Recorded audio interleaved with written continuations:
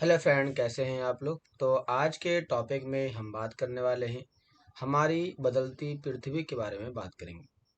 हमारी बदलती पृथ्वी से क्या मतलब है। हमारी बदलती पृथ्वी से मतलब ये हुआ कि हमारे पृथ्वी के जो ऊपर का पार्ट होता है, जैसे कि आपका ये वाला पार्ट हो गया जिस पर हम लोग रहते हैं, जिसे हम लोग कहते हैं स्थल मंडल कहते हैं। और दूसरा जो होता है वो इसके नीचे का पार्ट होता है, जिसमें हमारे पास कई प्रकार के चट्टान पाए जाते हैं। ये जो चट्टानें पाई जाती हैं इसी को हम कहते हैं मैग्नेटिक प्लेट कहते हैं या फिर टेक्टोनिक प्लेटें कहते हैं। ये जो टेक्टोनिक प्लेटें पाई जाती हैं ना, इसी टेक्टोनिक प्लेटों के बीच में होने वाले मूवमेंट के कारण, होने वाले मूवमेंट या गति के कारण हमारे अर्थ के नीचे और ऊपर दोनों में ही कुछ ना कुछ बदलाव आते रहते हैं। इसी प्रकार के बदलाव को कहते हैं हमारी बदलती पृथ्वी के बारे में बात करेंगे। तो आज के टॉपिक हम यहीं से चालू करने वाले हैं। तो आइए चालू करते हैं इस खास टॉपिक के बारे में एक विस्तार जानकारी के साथ। तो क्लास दो कह रहा है, क्या कह रहा है, स्थल मंडल अनेक प्लेटों में विभाजित होता है। मतलब हमारे पास जो स्थल होते हैं ये इसके नीचे वाले हिस्से में कई प्रकार के आपको चट्टानें पाई जाती हैं। तो ये ही चट्टानों के बारे में बात कर रहा है कि ये कई प्रकार के चट्टानों में विभाजित रहता है, जिसे कहते हैं हम स्थल मंडलीय प्लेट कहते हैं।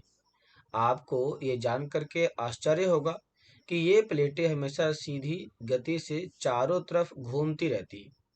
अब घूमने रहने की यदि बात की जाती है तो आप लोग को मैं एक चीज सिखाता हूँ। जैसे कि अब हमारा ये जो अर्थ है, इस अर्थ के ऊपर आपको एक चीज जान करके हैरानी होगी कि हमारा अर्थ अपने एक्सिस पर घूमता रहता है।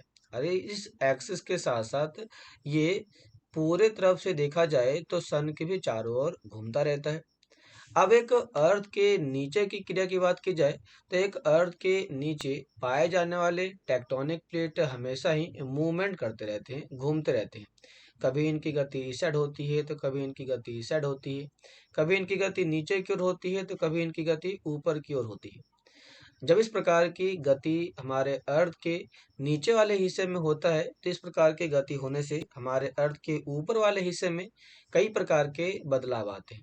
जैसे कई बार माउंटेन बन जाते हैं, तो कई बार ब्लॉक माउंटेन बन जाते हैं, या फिर कई बार आप देखते हैं यहाँ पर गर्त बन जाते हैं। तो इस प्रकार के स्ट्रक्चर हमारे अर्थ के नीचे होने वाले प्लेटों के मूवमेंट के कारण ही होता है।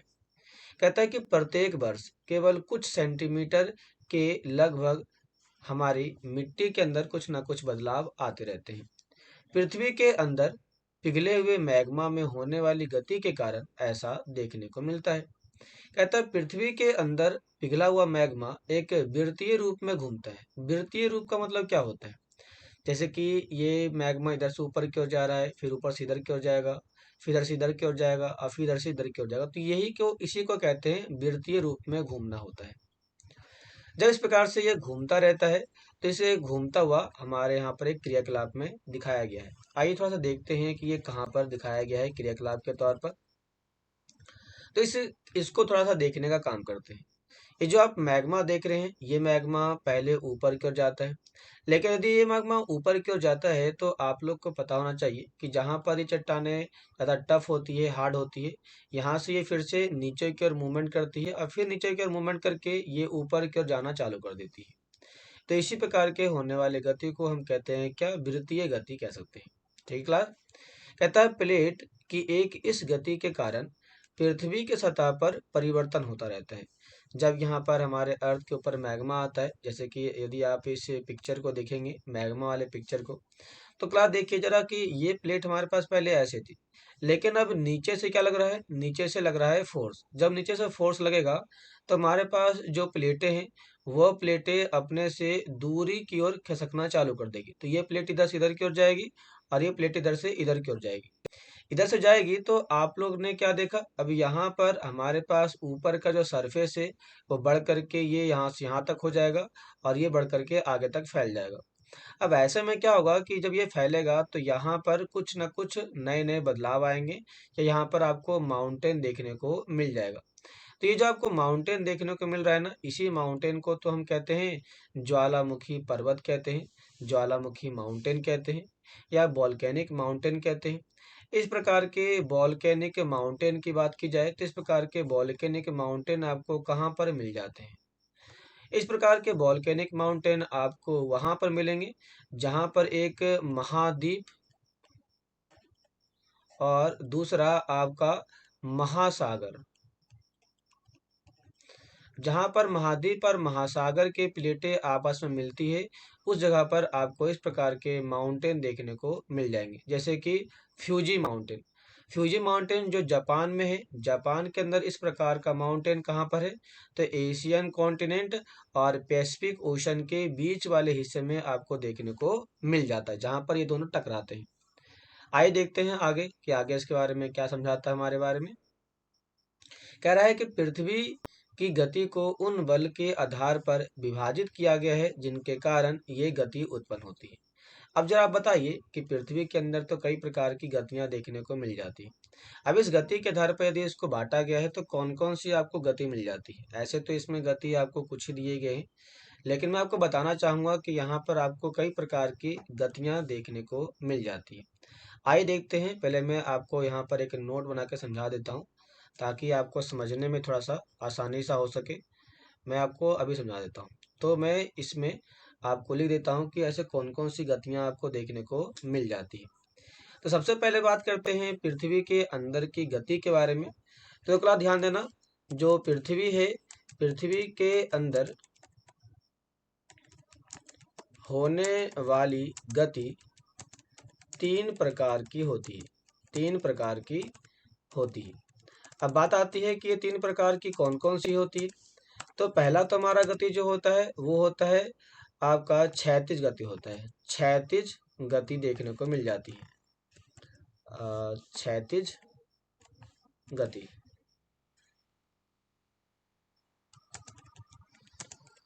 और जो दूसरा तुम्हारे पास गति होता है उस गति को हम यहाँ पे कहते हैं ऊर्ध्वाधर गति कहते हैं, ऊर्ध्वाधर गति।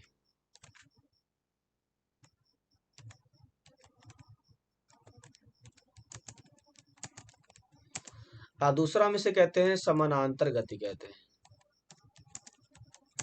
अब ये तीनों ही प्रकार की गति क्या होती है, थोड़ा सा इस प्रकार की गति को समझने के लिए हमें यहाँ पर डायग्राम के बेसिस पे समझना पड़ेगा। तो ये थे तीन प्रकार की गति के बारे में। मैं इसके जो पिक्चर, इसका जो आपका डायग्राम है, मैं इसको थोड़ा देखता हूँ, यदि चेंज होता है तो ठीक है, ताकि आपको समझने में ज़्यादा आसानी होगा। शायद ये नहीं होगा, तो ये इतना ही आप समझ सकते हैं इसके बारे में। अब मैं आपको इसके लिए डायग्राम समझाता हूँ। जैसे कि ये हमारे पास अर्थ है, इस अर्थ के नीचे कुछ माउंटेन के चट्टान इस प्रकार से होते हैं, और जब इस प्रकार ये चट्टानें आपस से दूर जाती है तो इसी को हम कहते हैं क्या? इसी को हम कहते हैं क्षैतिज गति कहते हैं। जैसे कि मैंने इसमें आपको बताया था क्षैतिज गति के बारे में। लेकिन कुछ माउंटेन के प्लेट ऐसे होते हैं जो एक दूसरे के नजदीक आते हैं, इस प्रकार के गति के बारे में भी इसी को क्षैतिज गति भी कहते हैं। लेकिन कुछ माउंटेन ऐसे होते हैं जो दो प्लेटों के बीच में घर्षण करते हैं, जैसे कि ये प्लेटें इधर की ओर जाएगी, ये प्लेट इधर की ओर जाएगी, तो बीच में घर्षण होता है, जिसके कारण भी यहाँ पर बदलाव देखने को मिल जाते हैं। कुछ प्लेटें ऐसे होती हैं जो प्लेटें आपके ऊपर की ओर घर्षण करती है या ऊपर की ओर मूवमेंट करती है, जिसके कारण हमारे पास ब्लॉक माउंटेन के तौर पर देखने को मिल जाता है। तो ब्लॉक माउंटेन इसी कारण बन जाते हैं।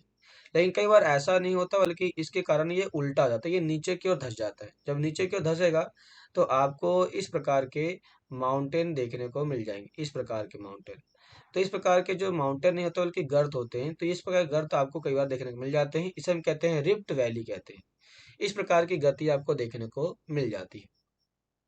कह रहा है कि जो पृथ्वी के आंतरिक भाग में घटित होती है, इन्हें अंतर्जनित बल कहते हैं। और ये जो काम हो रहा है ये पृथ्वी के अंदर वाले पार्ट में हो रहा है, इसीलिए हम इसे अंतर्जनित बल कहते हैं। इसे इंग्लिश में कहते हैं एंडोजेनिक फोर्स कहते हैं। जब वह बल जो पृथ्वी की सतह पर उत्पन्न होता है, तो पृथ्वी की सतह पर कौन कौन से बल देखने को मिल जाते हैं? पृथ्वी सतह के ऊपर देखा जाए बल के बारे में, तो ऐसे कई सारे बल आपको मिल जाते हैं, जैसे कि हमारा घर्षण बल हो गया, या फिर आपके अपक्षय बल हो गए, या गुरुत्वाकर्षण बल हो गया। ऐसे कुछ बल आपको पृथ्वी सतह पर देखने को मिल जाते हैं। इसे हम कहते हैं बहिर्जनिक बल कहते हैं। बहिर्जनिक का मतलब होता है जो बाहर से लग रहा हो पृथ्वी के ऊपर। तो बाहर से लग रहा हो, बाहर से पृथ्वी के ऊपर लगने वाले फोर्स, इसे हम कहते हैं एक्सोनिक फोर्स कहते हैं। अंतर्जनित बल कभी आकस्मिक गति उत्पन्न करती है तो कभी धीमी गति उत्पन्न करती है। भूकंप और ज्वालामुखी जैसी आकस्मिक गति के कारण पृथ्वी की सतह पर अत्यधिक हानि होती है। जब ज्वालामुखी आती है तो अभी मैंने आपको बताया कि ये झटके से फट जाता है और यहाँ पर जितने भी सामान होते हैं, संसाधन होते हैं, वह खत्म हो जाते हैं और यहाँ के लोगों को काफी तेजी के साथ विस्थापित होना पड़ जाता है। इसी प्रकार से जब भूकंप आता है तो उसके आसपास के क्षेत्र में रहने वाले लोगों को काफी ज्यादा इसका नुकसान जो भुगतना पड़ता है और इसके कारण इनमें काफी बड़े बदलाव देखने को मिल जाते हैं। अब यहीं पर बताया गया है पृथ्वी की गति के बारे में कुछ आपको डायग्राम दिए गए हैं, तो ये तो समझते हैं इस डायग्राम में क्या समझाया गया है, इसके बारे में थोड़ा सा देखने का काम करते हैं। तो कह रहा है पृथ्वी की गति के बारे में, कहता है पृथ्वी की गति दो तरह की होती है, अंतर्जनित बल होती है और दूसरा बहिर्जनित बल होती है। अंतर्जनित की बात करते हैं तो ये दो प्रकार की होती है, आकस्मिक बल होता है और पटल विरूपणी बल होता है। आकस्मिक का मतलब होता है जो अचानक से आ जाए, जो अचानक से होने वाले बदलाव होते हैं, जैसे कि भूकंप हो गया, ज्वालामुखी हो गया या भूस्खलन हो गया। इस प्रकार के जब बदलाव आते हैं तो सतह पर कई सतह पर आपको कई भारी बदलाव मिल जाते हैं। भारी बदलाव के कारण यहाँ पे जान और माल की काफी ज्यादा हानि देखने को मिल जाती है। दूसरा कहता है क्या, पर्वत निर्माणकारी बल। पर्वत निर्माणकारी बल क्या होता है, तो ये एक प्रकार से ये भी बल अच्छा खासा होता है। इसके बल की बात करते हैं तो इसके कारण माउंटेन का निर्माण होता है। इस प्रकार के जो बल होते हैं वो दो चट्टानों के बीच में होते हैं और एक जो चट्टान होता है वह ओशनिक चट्टान होते हैं या ओशनिक प्लेट होते हैं और दूसरा होता है आपका कॉन्टिनेंट प्लेट होता है। तो कॉन्टिनेंट प्लेट और ओशनिक प्लेटों के बीच में इस प्रकार के आपके बल तैयार होते हैं। दूसरा हमारा होता है बहिर्जनित बल जो पृथ्वी की सतह पर बाहर से लगाए जाते हैं, जैसे कि आपका अपर्दन हो गया और निक्षेपण हो गया। अपर्दन और निक्षेपण के बारे में मैं आपको इसी के अगले पार्ट में बताने का काम करूंगा। इसमें हमारे पास नदी या बहता हुआ जल जब हमारे अर्थ के ऊपर से गुजरता है तो ये किसी खास पार्ट के एरिया के अंदर से जो भी सॉइल होता है ये अपने साथ डिजोल्व करके आगे की ओर माध्यम से आगे की ओर लेकर के बढ़ जाता है, जिसके कारण इनके आसपास के क्षेत्रों में पाए जाने वाले सभी चीजों को ये अपने साथ घुला लेता है और बहा के लेके चला जाता है, जिसके कारण अपरदन की समस्या देखने को मिल जाती है। पवन की बात करते हैं तो पवन भी वैसा ही होता है, जैसे कि हमारे पास सरफेस है तो यहाँ पर जब पवनें चलती हैं तो पवनें अपने साथ धूल मिट्टी के कण को उड़ा ले जाती है और किसी दूसरी जगह पर ये डंप कर देती है। इसके कारण भी पवनों का अपरदन होता है और राजस्थान में इस प्रकार के पवनों के अपरदन से बनने वाले स्ट्रक्चर को हम कहते हैं बरकान कहते हैं। क्या कहते हैं? बरकान कहा जाता है। कहता है समुद्री तरंगे। आप लोग को पता है क्या कि समुद्री तरंगे जो होती हैं वह हर समुद्रों के अंदर पाई जाती हैं। समुद्री तरंगे जो होती हैं ये लगातार समुद्र में बहने वाली नदियों के समान होते हैं, क्योंकि जिस प्रकार से हमारी नदियां कभी रुकती नहीं है, ठीक उसी प्रकार से समुद्र में भी नदियां का बहाव होता है, जिसे समुद्री तरंग के नाम से जानते हैं। ये तरंगे सभी दिशाओं में चलती रहती है, लेकिन खास करके इन तरंगों की गति जो होती है वह आपको 0 डिग्री के आसपास वाले क्षेत्रों में ज्यादातर देखने को मिल जाती है। इसके कारण भी आपके समुद्री इलाकों के आसपास अपरदन देखने को मिल जाता है, क्योंकि समुद्री क्षेत्रों के आसपास में जितने भी हमारे पास लैंडफॉर्म होता है इसे बार बार बार बार बार बार बार बार अपरदन करती रहती है और इनकी मिट्टी को ये अपने साथ डिजोल्व करके समुद्र के अंदर लेके जाने का काम करती है। हमारा अगला आता है हिमनद। हिमनद का मतलब होता है बर्फ की नदियां। जब बर्फ की नदियां पहाड़ों से नीचे की ओर आती है तो अपने रास्ते में आने वाले मिट्टी को घुमा करके घुला करके नीचे की ओर लेके आती है, जिसके कारण यहाँ पर क्या होता है, भूस्खलन की समस्या देखने को मिल जाती है। तो इस प्रकार के जो प्रभाव देखने को मिल रहे हैं इसे हम कहते हैं बहिर्जनित बल के तौर पर इसे हम शामिल कर सकते हैं।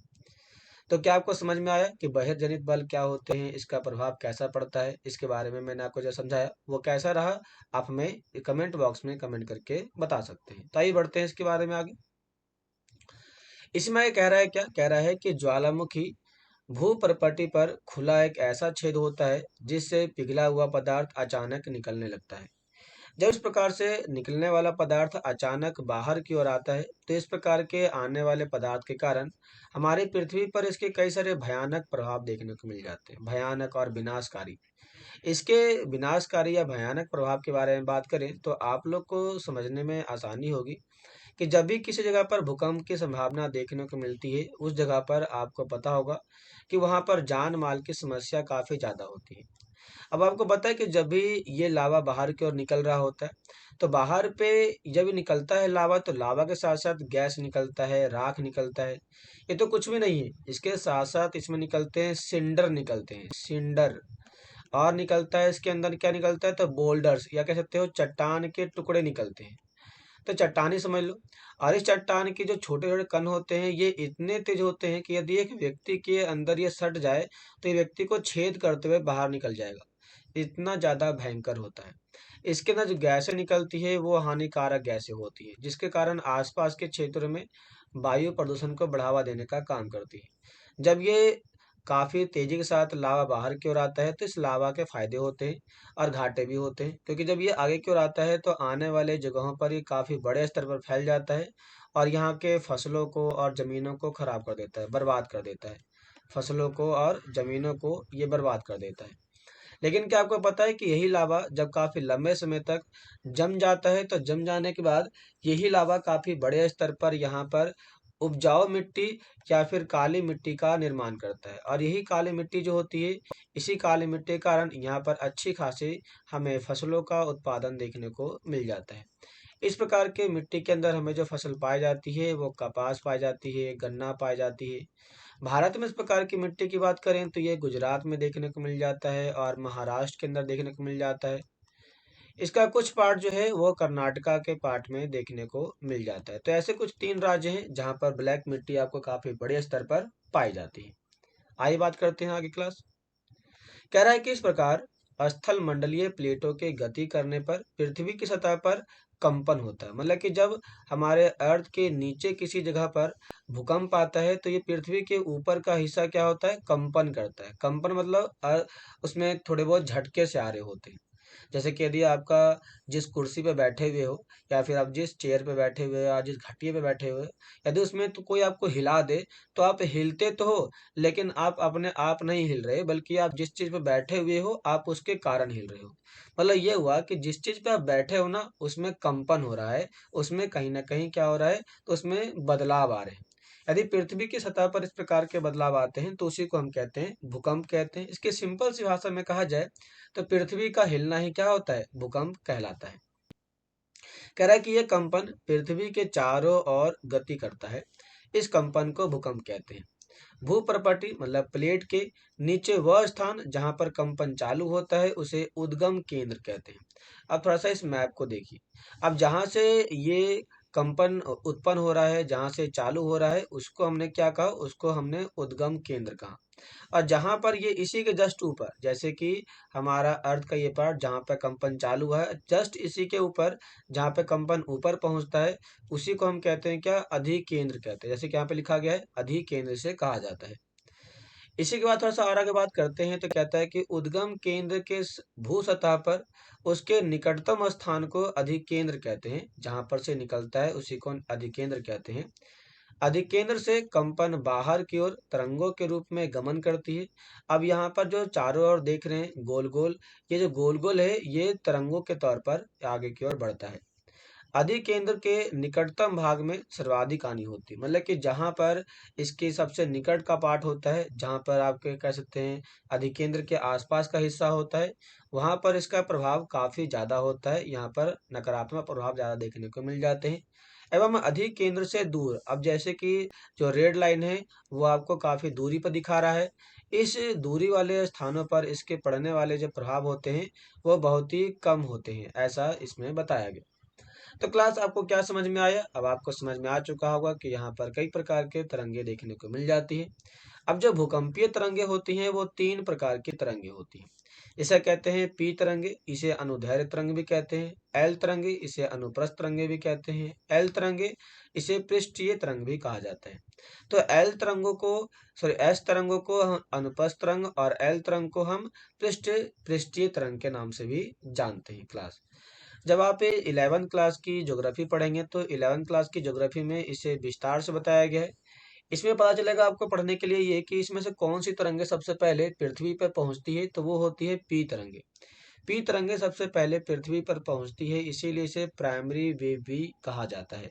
और एस तरंगों को सेकेंडरी वेव कहा जाता है और एल तरंग को हम यहाँ पर टर्सरी वेव के तौर पर मानने का काम करते हैं क्लास। आइए बात करते हैं आगे। तो आगे कहता है कि यद्यपि भूकंप की भविष्यवाणी संभव नहीं है, लेकिन यदि हम पहले से तैयार हो तो इसके प्रभाव को हम निश्चित रूप से कम कर सकते हैं। मतलब कि यहाँ पर भूकंप उत्पन्न हो चुका है और हम यहाँ पर हैं, तो यहाँ पर यदि हम ऐसा कुछ यंत्र लगा दें तो हम यंत्र की सहायता से यहाँ पर बैठे लोगों को तुरंत बता सकते हैं कि अब यहाँ पर भूकंप उत्पन्न हो चुका है। तो हम भूकंप को मापने के लिए एक प्रकार के रिएक्टर स्केल का इस्तेमाल करते हैं, जिसके माध्यम से हम होने वाले भूकंप के हलचल को निगरानी कर सकते हैं और उसके बारे में होने से पहले ही पता कर सकते हैं। कहता है स्थानीय लोग कुछ सामान्य तरीकों से भूकंप की संभावना का अनुमान लगाते हैं। जैसे कि आप यहाँ पर रह रहे हैं और यहाँ पर आपने जानवर भी पाल रखा है। जब जानवर अपना सूंड नीचे करता है या अपने नाक को नीचे की ओर करता है या फिर सूंघने का काम करता है, तो उसको सबसे पहले समझ में आता है कि पृथ्वी में कंपन हो रहा है या कंपन नहीं हो रहा है। इसीलिए जानवरों के व्यवहार का अध्ययन करके आप समझ सकते हैं कि क्या भूकंप आने वाला है या नहीं। जैसे भूकंप आता है, जानवर अपने स्थान को छोड़ करके भाग जाते हैं। दूसरा है तालाब में मछलियों का उत्तेजना।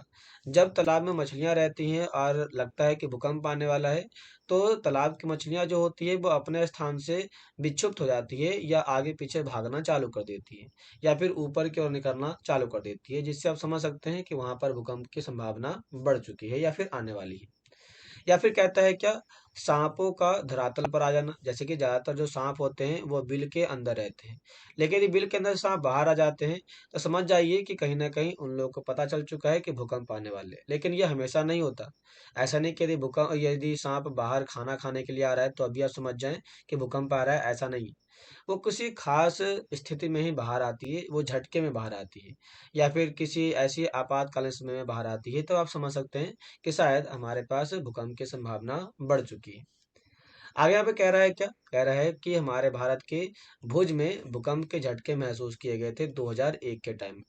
इसमें भारत में जो भूकंप आया था वो 6.9 की तीव्रता के साथ भूकंप आया था। रिएक्टर स्केल पर इसको जो मापा गया वो 6.9 था।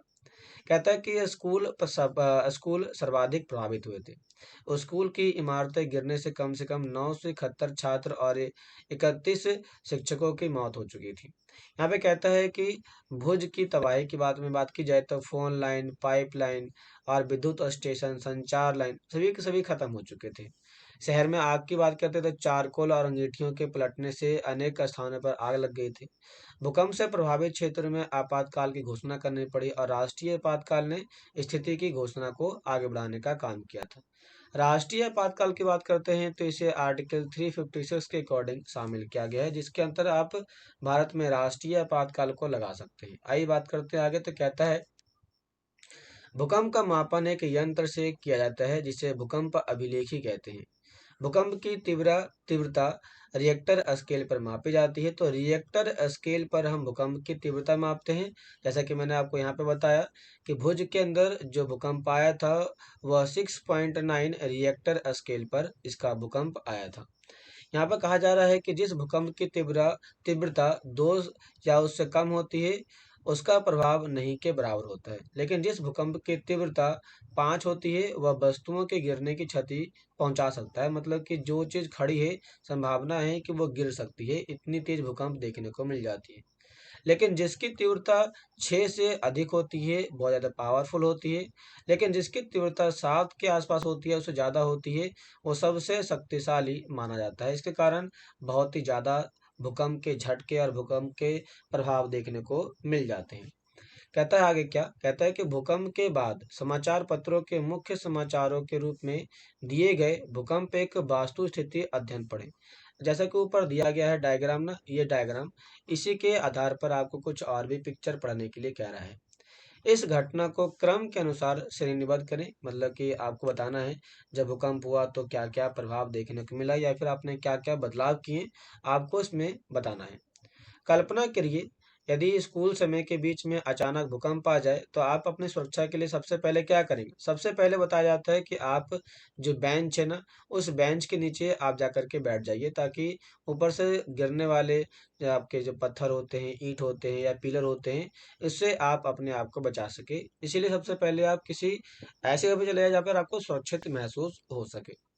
कहता है भूकंप से बचाव की तैयारी कैसे करें? तो भूकंप के दौरान कहाँ पर हम आश्रय लें? आश्रय मतलब होता है छुपे, कहाँ पर आप छुपेंगे? तो सुरक्षित स्थान रसोई के काउंटर या मेज के नीचे, दीवार के अंदरूनी कोने में आप दूर दूर रहें और उस जगह पे छिप सकते हैं। चिमनी के आसपास या टूट सकने वाली खिड़कियां, दर्पण या तस्वीर फ्रेम से आप हमेशा ही दूर रहने चाहिए, ताकि उसका प्रभाव आपके ऊपर ना पड़े। पहले से तैयार रहें, अपने दोस्तों और पारिवारिक सदस्यों के बीच में जागरूकता फैलाएं, अवेयरनेस फैलाएं और आपदा का सामना करने के लिए उसके अंदर विश्वास पैदा करें, ताकि कोई भी व्यक्ति यदि हमारे यहाँ पर समस्या क्रिएट हो जाए तो वो इतना ज़्यादा पैनिक ना हो और वो अपने आप को घबराहट में कोई नुकसान ना पहुंचा ले। इसीलिए पहले आप उनको अवेयरनेस कीजिए। आइए देखते हैं क्या अब यहाँ पे बात करता है मुख्य स्थलाकृति के बारे में बात करता है। ये जो पॉइंट है, ये पॉइंट के बारे में हम पढ़ने वाले हैं। बहिर्जनित बल के बारे में पढ़ेंगे। बहिर्जनित बल के बारे में पढ़ेंगे। बहिर्जनित मतलब बल किसे कहते हैं? जो बाहर से पृथ्वी पर लगने वाले बल होते हैं। कहता है अपक्षय और अपर्दन नामक दो पराक्रमों के द्वारा दृश्य भूमि लगातार विघटित होती रहती है। विघटित का मतलब होता है घटता रहता है। ये आज यहाँ पर था तो कल यहाँ पर, कल यहाँ पर तो परसों यहाँ पर निकलता रहता है। पृथ्वी की सतह पर सैलों के टूटने, सैल का मतलब होता है चट्टान, तो चट्टान के टूटने के बारे में बात कर रहे हैं। टूटने से अपक्षय की क्रिया होती है। भूदृश्य पर जल, जैसे कि आपको पता है पृथ्वी के ऊपर जो जल चलता है, जो पानी बहती है, उसके कारण भी बदलाव आते हैं। पवन के कारण और हिम जैसे कुछ ऐसे घटक होते हैं जिनके कारण अपर्दन देखने को मिलता है, या फिर उसे अपर्दन कहते हैं। अपर्दन क्या है? अपर्दन क्या है? तो अपर्दन जो है, अपने मिट्टी को एक प्लेस से दूसरे प्लेस तक यदि उसको डिस्प्लेसमेंट किया जाता है, विस्थापित किया जाता है, तो विस्थापित होने वाले मिट्टी को ही हम क्या कहते हैं? हम उसे कहते हैं मृदा का अपर्दन कहते हैं। मृदा के अपर्दन में कौन कौन से मेन फैक्टर हैं? तो इसके लिए तीन चार मेन फैक्टर हैं। पहला है पानी, मेन फैक्टर है। दूसरा पवन मेन फैक्टर है और तीसरा आपका हिम मेन फैक्टर देखने को मिल जाता है। लेकिन इसके साथ साथ एक फैक्टर को आप और भी शामिल कर सकते हैं और वो है तापमान को आप इसमें शामिल कर सकते हैं। आइए देखते हैं यहाँ पर नदी के कार्य के बारे में बात करते हैं। कह रहा है नदी के जल से दृश्य भूमि का अपर्दन होता है। जो आप लैंडफॉर्म देख रहे हैं यहाँ पर था, अब वो लैंडफॉर्म नीचे की ओर हो चुका है, क्योंकि यहाँ की मिट्टी नीचे की ओर आकर के बैठ चुकी है। जब नदी किसी खड्डे ढाल वाले स्थान से बहुत ही तेज कठोर सैल या चट्टान या खड़े ढाल वाली घाटी में गिरती है, तो ये जल प्रपात बनाती है। इसे कहते हैं वाटरफॉल कहते हैं। ये जो आप डायग्राम देख रहे हैं, इसी को आप कहते हैं क्या? इसी को आप कहते हैं जल प्रपात कहते हैं, मतलब वाटरफॉल कहते हैं। इसी में कह रहा है क्या, कुछ यहाँ पर दिया गया है। कह रहा है कि विश्व में हजार छोटे छोटे जलप्रपात, मतलब कि बहुत सारे ऐसे आपको जलप्रपात देखने को मिल जाएंगे जो विश्व में आपको कहीं ना कहीं देखने को मिल जाते हैं।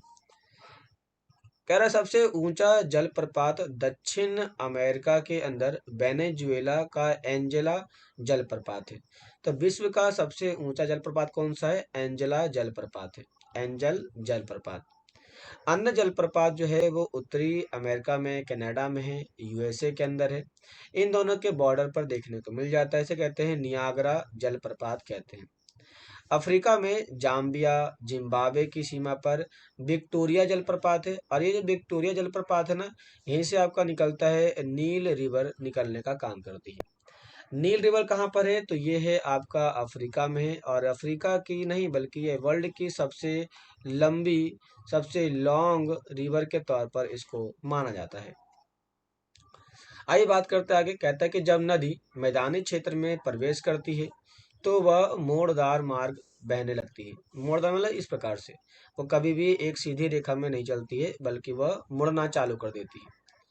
नदी के इन्हीं बड़े मोड़ों को विसर्प कहा जाता है, जैसे कि सांप के तौर पे आगे की ओर बढ़ती है, इसीलिए इसका नाम दिया गया, विसर्प कहा गया।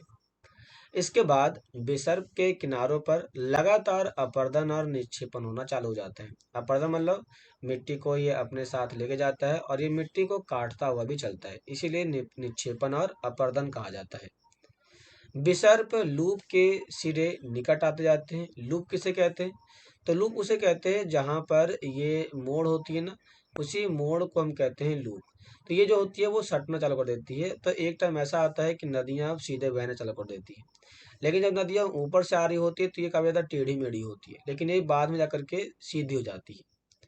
कह रहा है कि समय के साथ विसर्प नदी के कट जाते हैं और एक अलग झील बन जाते हैं। जो आप देख रहे हैं विसर्प, ये वाला पार्ट ये कट जाएगा और ये यहाँ से आगे बढ़ना चालू हो जाएगा। तो यहाँ पर ये जो पार्ट है, यही पार्ट हो जाता है क्या, विसर्प नदी का ये जो पार्ट होता है, ये एक टाइप का झील बन जाता है। इसे कहते हैं चाप झील कहते हैं। कभी कभी नदी अपने तटों से बहाकर बहने लगती है, सॉरी बाहर बहने लगती है। कई बार ये नदियां जो होती है इधर कर बह जाती है। इसके बहने से यहाँ पर आ जाता है बाढ़ की समस्या बढ़ जाती है। कह रहे कि फलस्वरूप निकटवर्ती क्षेत्र में बाढ़ आ जाती है। बाढ़ के कारण नदी के तटों के निकटवर्ती क्षेत्र में महीन मिट्टी और अन्य पदार्थों का निक्षेपण हो जाता है, क्योंकि मिट्टियाँ जो लेकर के नदी जो लेकर के आती है मिट्टी, वो इन्हीं के आसपास वाले क्षेत्र में डंप कर देती है या छोड़ देती है, जिसके कारण इनके आसपास के इलाकों में काफी बड़े स्तर पर बदलाव देखने को मिल जाते हैं।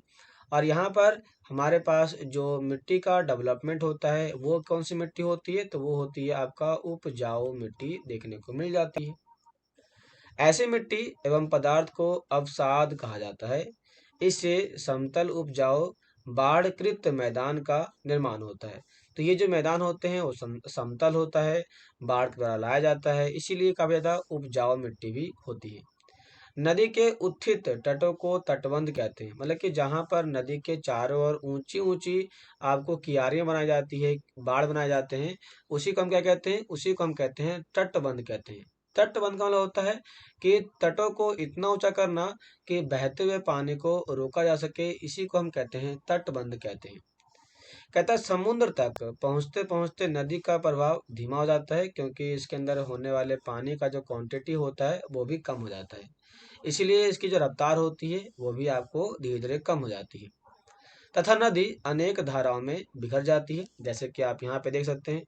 जब मुख्य नदी आगे कर बढ़ती है तो ये कई सारे छोटे छोटे पार्ट में बढ़ जाती है, जिसे हम कहते हैं वितरिका कहते हैं। क्या कहते हैं? वितरिका कहते हैं। वितरिका का मतलब होता है वितरण, वितरण होता है इसका मतलब। अब वितरण का मतलब होता है नदियों का फैलना। क्या होता है? नदियों का फैलना, क्योंकि अब नदियां क्या हो रही है, फैल रही है। तो नदियों के फैलने से भी यहाँ पर बदलाव देखने को मिल जाते हैं। कहता है जिनको वितरिका कहा जाता है, और यहाँ नदी इतनी धीमी हो जाती है कि ये अपने साथ लाए गए मलबे का निक्षेपण करने लग जाती है।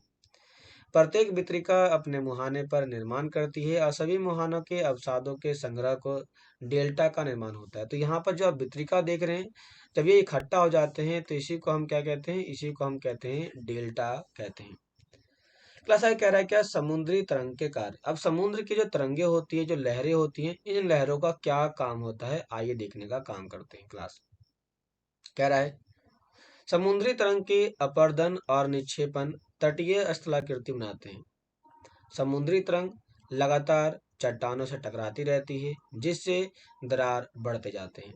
जैसे कि चट्टान में यहाँ पर बार बार चट्टानें लहरें टकराती है, और यहाँ पर आपको इस प्रकार का एरिया हमेशा ही प्रभावित होता रहता है। इसको समझने के लिए थोड़ा सा डायग्राम समझते हैं।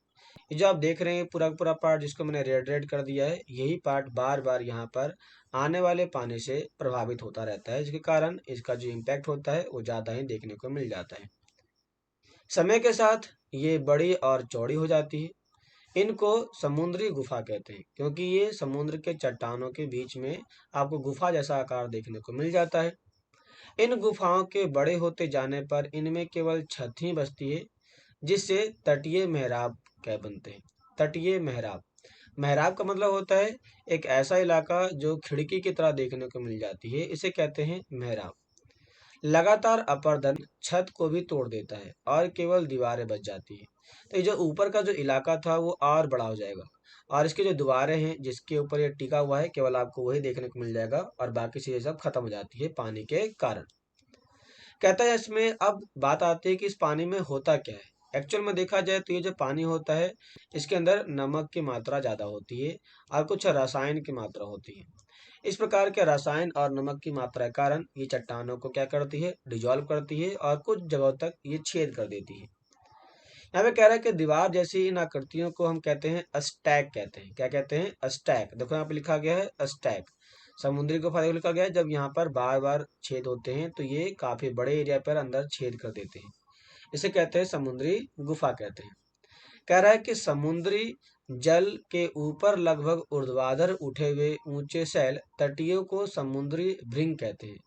समुद्री भृंग, जब यहाँ पर नदियों के समुद्र के अंदर जब लहरें आती हैं तो समुद्र के आने वाली लहरों को हम क्या कहते हैं? समुद्री भृंग के नाम से कहते हैं। इसे कहते हैं हम लोग समुद्र भृंग कहते हैं। क्या कह रहा है कि समुद्री तरंग किनारे पर अवसाद जमा कर समुद्री पुलीन का निर्माण करती है। जब ये जमा करती है समुद्र के किनारे वाले हिस्से में, यहाँ पर जब अपने गाद को जमा करती है तो जमा करने से यहाँ पे क्या तैयार होता है? पुलीन तैयार होता है। क्या होता है? पुलीन तैयार होता है। कहता है कि हिम नद का क्या, मतलब कि बर्फ वाली नदियों के क्या काम होते हैं, इसके बारे में पूछ रहा है। कह रहा है आपका हिमनद या हिमानी बर्फ की नदियां होती है, मतलब कि बर्फ की नदियां होती हैं। हिमनद अपने नीचे की कठोर चट्टानों से गुलसामी मिट्टी पत्थरों को अपरदित कर देती है। गुलसाम का मतलब होता है जो गोल के आकार में देखने को मिल जाते हैं, उस प्रकार की मिट्टी को कहते हैं गुलसामी मिट्टी कहते हैं।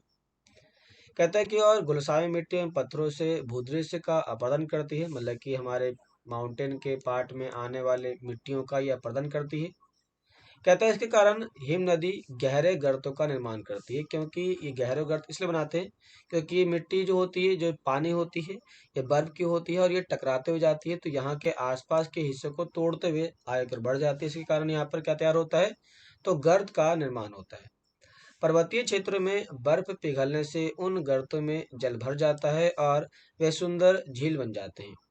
हिमनाद के द्वारा लाए गए पदार्थ छोटे छोटे टुकड़ों में रेत में और तलहट जैसे मिट्टी के निक्षेपित हो जाते हैं और यही निक्षेपण हिमनाद या हिमनाद हिमोड़ के नाम का निर्माण करता है। हिमोड़ का मतलब होता है कि हिम के बहुत बड़े एक मोड़ का तैयार करना या फिर उसके स्ट्रक्चर को तैयार करना, इसका मेन फंक्शन देखने को मिल जाता है। अब बात आता है पवन के काम। पवन किस प्रकार से यहाँ पर मिट्टी का अपरदन करता है, हम उसके बारे में बात करेंगे। क्या आपने कभी रेगिस्तान देखा है? तो हाँ, देखा है। बालू डिब्बे के कुछ चित्र एकत्रित करने का प्रयास कीजिए। अब बालू के कुछ डिब्बे जो आप ये देख रहे हैं ना, ये बालू के डिब्बे, रेत के डिब्बे देखने को मिल जाते हैं। कह रहा रेगिस्तान में पवन, हवा, अपरदन और निक्षेपण दोनों ही काम करते हैं। रेगिस्तान में आप छात्र के आकार के सैल देख सकते हैं। यहाँ पर आपको कई सारी हड्डियां दिखाई देने को मिल जाती है, जिन्हें समानतः छत्रक सैल कहते हैं। छत्रक सैल के ऊपर भाग की अपेक्षा निचले भाग को आसानी से काटती है, इसलिए ऐसी सैलों के आधार संकीर्ण और शीर्ष विस्तृत होते हैं, बहुत ही बड़े होते हैं। पवन पहले चलने पर अपने साथ रेत को एक स्थान से दूसरे स्थान तक पहुंचाती है।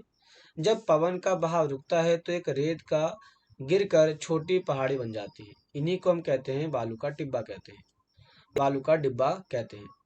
कहता है जब बालू कण महीन और हल्के होते हैं तो वायु उनको उठा करके अत्यधिक दूर तक ले जाती है, और जब ये बालू कण बहुत ही बड़े हो जाते हैं तो ये निक्षेपित हो जाते हैं। जहाँ पर बालू के कण गिर जाते हैं उन्हीं को निक्षेपित कहते हैं।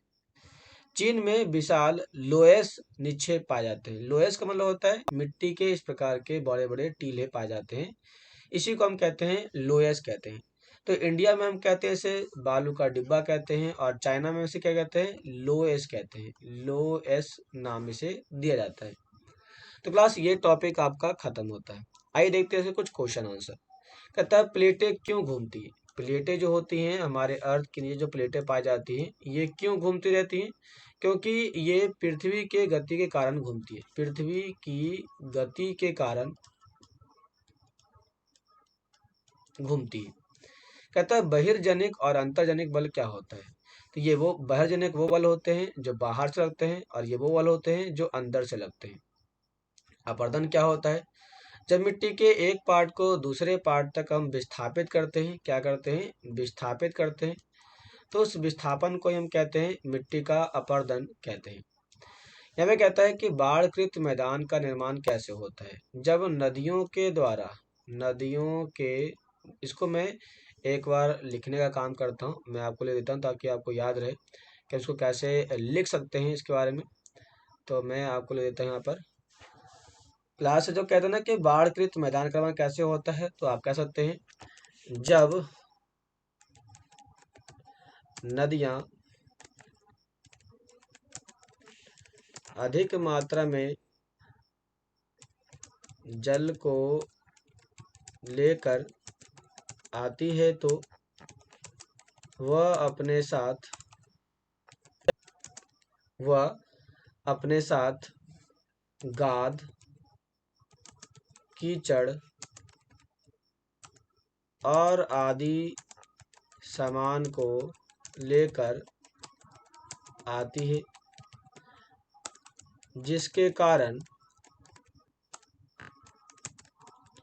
मैदान का निर्माण होता है। ये आपको समझ में आ चुका होगा।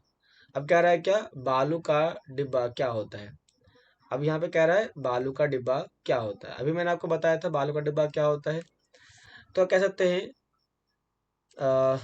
जब पब ने अपने मार्ग में आने वाले रेत को लंबे समय तक चलने के बाद किसी स्थान पर छोड़ देती है, तो उस स्थान पर बालू का डिब्बा तैयार होता है। तो ये हो गया आपका, इसका आंसर तैयार हो गया। नेक्स्ट कहता है क्या, समुद्री पुलिन कैसे बनता है। समुद्री पुलिन का निर्माण कैसे होता है। तो सीधे कह सकते हो इसका निर्माण समुद्री जल के लगातार पत्थरों के टकराने से होता है। ये तो आपका इसका भी आंसर हो गया। कहता है चाप झील क्या होते हैं। चाप झील क्या होते हैं। तो कह सकते हो सॉरी नदियों का वह भाग जो चाप के आकार का बना होता है, उसे चाप झील कहते हैं। इस प्रकार के झील का निर्माण नदियों के द्वारा विसर्प